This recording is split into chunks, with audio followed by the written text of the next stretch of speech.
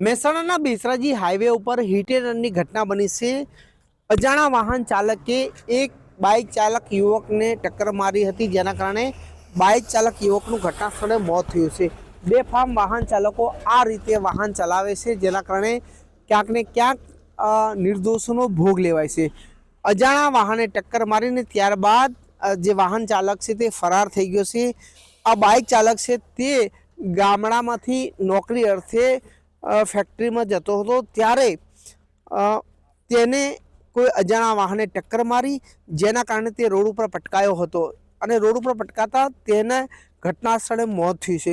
જોકે સમગ્ર મામલે પોલીસે તપાસ શરૂ કરી છે, પરંતુ જે રીતે ઘટના બની છે ક્યાંક ને ક્યાંક જે બેફામ વાહન ચાલકો છે તે વાહન ચલાવે છે અને જેના કારણે લોકોના ભોગ લેવાય છે।